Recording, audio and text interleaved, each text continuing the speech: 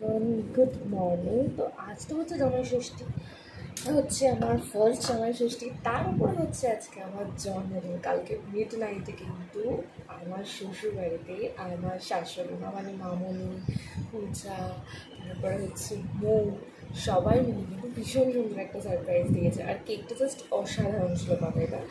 তো সেই সব মিটিয়ে আর জামাই ষষ্ঠী এখানেই থাকার কথা ছিল, কারণ কিন্তু আনফর্চুনেটলি প্রথমবার জামাই ষষ্ঠী যেতেই হবে, তাই জন্য যাচ্ছি। হয়তো মোম আছে এখানে, সবাই এখানে আনন্দ আরও বেশি আনন্দ হয়, কারণ এখানে লোকজন বেশি। আমার লোকজনের মধ্যে থাকতে ভীষণ ভালো লাগে। তো কিছু করার নেই, যেটা হবেই জামাই ষষ্ঠীতে। তো মাও ওয়েট করে আছে সকাল থেকে, এক দুবার ফোনটা অলরেডি করা হয়ে গেছে। এদিকে আমাদের 8টা 12 ট্রেন। আমার কপটাকে আমি ঠেলে ঠেলে পাঠিয়েছি রীতিমতো, যে ওঠো ওঠো ওঠো। সে এখন গেছে আপাতত আমাকে উদ্ধার করে।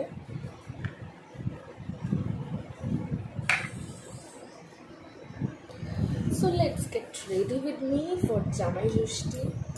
কালকে রাতে এখানে এসে আমি শ্যাম্পু দিয়েছি, কিন্তু মানে এত ধুলোবালি খেয়েছি যে শ্যাম্পু না করলে আমার প্রচণ্ড গা চিবিচিবি করছিল। তো যাই হোক, শ্যাম্পু দিয়েছি। আবার কাল রাতে চুল শুকিয়ে শনিবার দিনটা যেহেতু আমি সময় পাই তেল দেওয়ার জন্য, তেলও দিয়েছি। তেল দিয়ে তারপরে আজকে আবার আমি শ্যাম্পু করবো। তো যাই হোক, তেলই মাথায় দেওয়া আছে। আমার মানে চুলটা আমার কাছে বেশি ইম্পর্টেন্ট, স্টাইল। তো আমি তেল মাথায় দিয়েও বিশ্ব ব্রহ্মাণ্ড ঘুরতে পারি।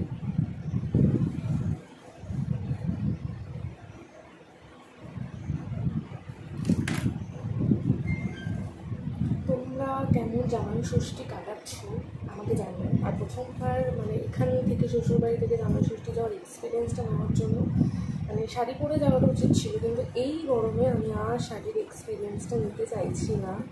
মানে আমি বোধহয় সিদ্ধ হয়ে যাবো, এরকম একটা ব্যাপার। সো ওই রিস্কটা আমি আর নিচ্ছি না।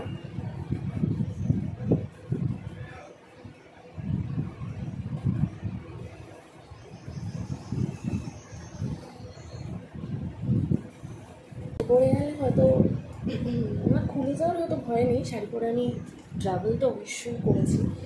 কিন্তু ব্যাপারটা হচ্ছে এই গরমে তারপরে আবার গঙ্গা পাড়ের একটা বিষয় আছে।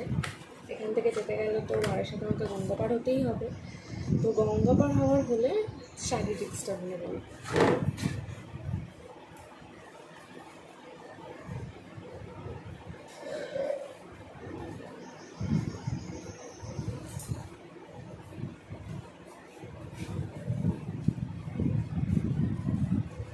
যখনই বেরোই না কেন আমি একটু গানে লিপ দিয়েই বেরোই।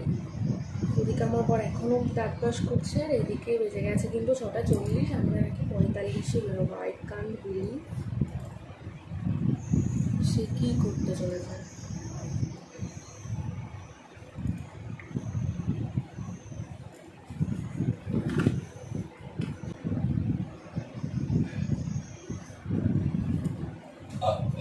ড্রেস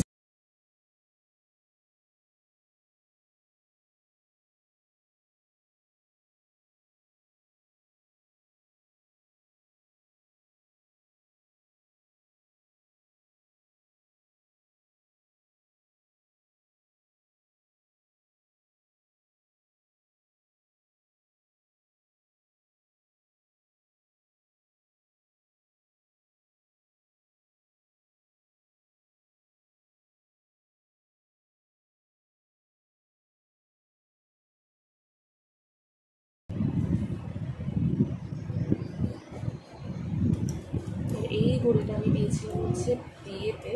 এখন আমি ভাঙছি, এর মধ্যে একবার খারাপ হয়ে গেছিলো, ঠিকও করা হয়ে গেছে, আমি ভাঙি।